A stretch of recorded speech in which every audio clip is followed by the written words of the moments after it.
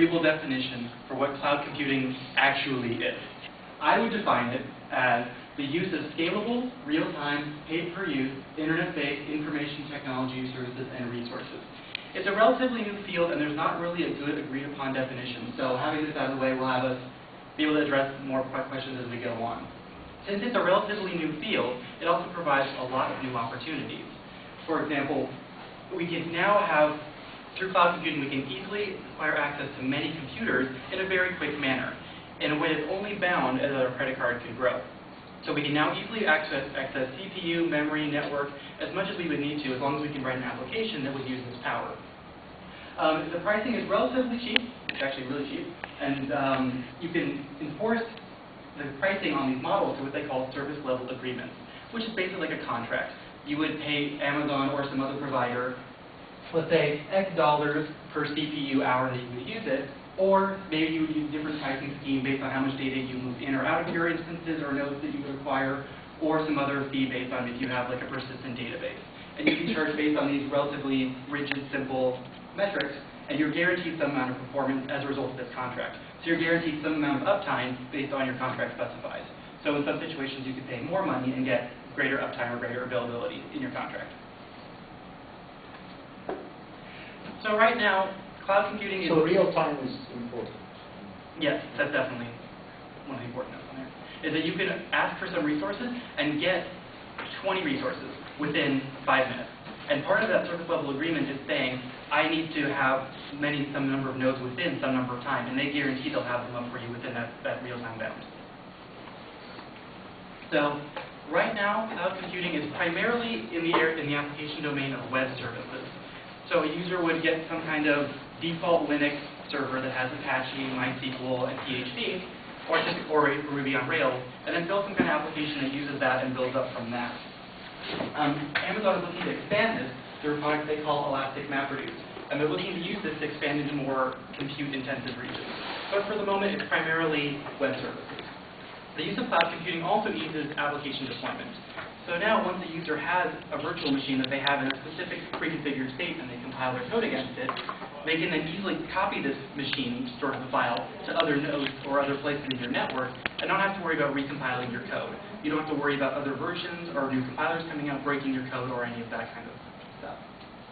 As a result, as I said, there's no porting at all, and you can easily acquire as much scalability as you can afford, provided that you wrote your app in the correct way, or that the infrastructure supports it.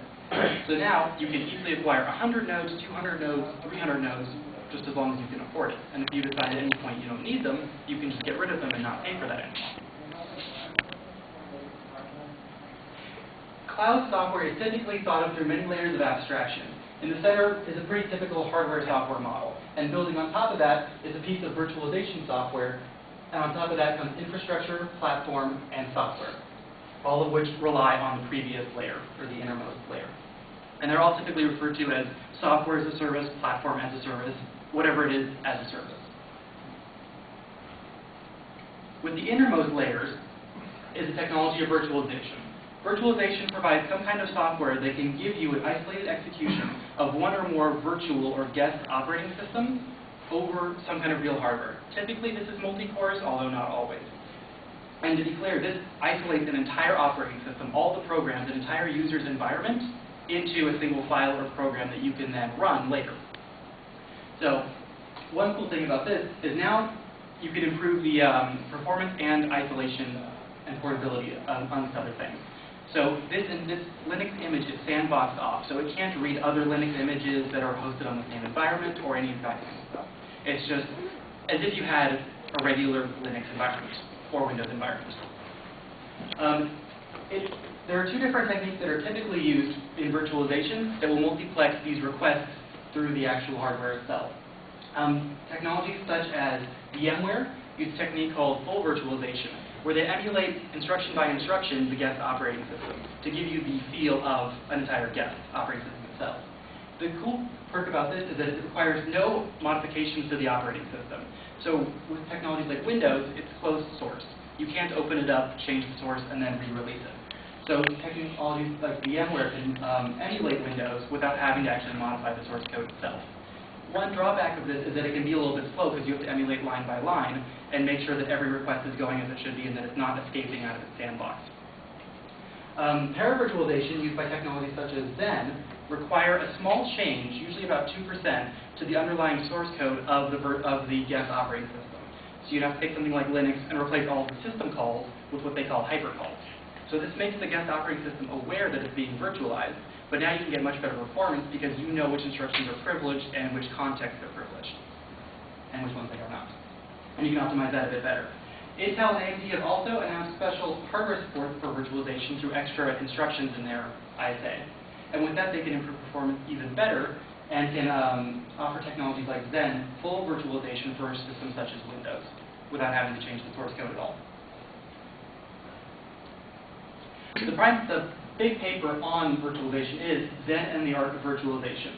This was published in SOSP in 2003 and provides a relatively simple mechanism to do virtualization.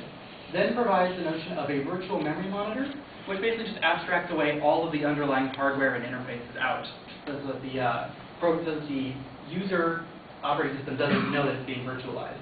So whenever a guest operating system or a user domain, typically referred to as a DOM-U, would want to make some kind of request to input or output or memory, they instead of seeing regular input-output, they see virtual input-output. And instead of seeing regular memory or a regular CPU, they would see a virtual CPU or virtual memory. All of these requests and all of these guest operating systems are then controlled by an originating domain, usually called the DOM-0. And all requests are typically routed through this and will go through the actual hardware itself. In the original paper, they virtualized Linux, BSD, and Windows XP. They had a relationship with Microsoft Research, so they were allowed to change some of the source code in Windows XP and release that. And as they said, it was about a 2% change in the source code. And so they can then virtualize an entire Windows or Linux instance and run that in parallel with their current instance or whatever operating system they're hosting. As far as the performance goes, they get really good performance. My application could run on both? If you wrote it that way. Something like this would be the notion of having two computers. So if you want to set up a distributed system and you want to have 4 nodes, you could then set up 4 operating systems and then have them all act as independent computers, essentially. They would all have unique IP addresses and would be abstractly the same as regular computers. Performance is pretty good with Zen. In the original paper, they noted a 3% performance overhead for using paravirtualization. In this graph right here, we have a couple different benchmarks that they have run, and the score being the percent of slowdown, the percent compared to regular Linux, non-virtualized. So the first bar is just regular Linux. So in all of these, it's 1, because it's just comparing it to itself. The X is Zen. So in most cases, Zen performs pretty comparable. The V refers to VMware. Since VMware uses full virtualization, it has to emulate line by line.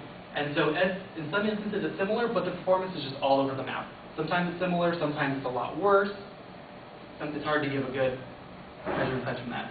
And the U is for user mode Linux, which is just a version of Linux that runs as a user program in user space.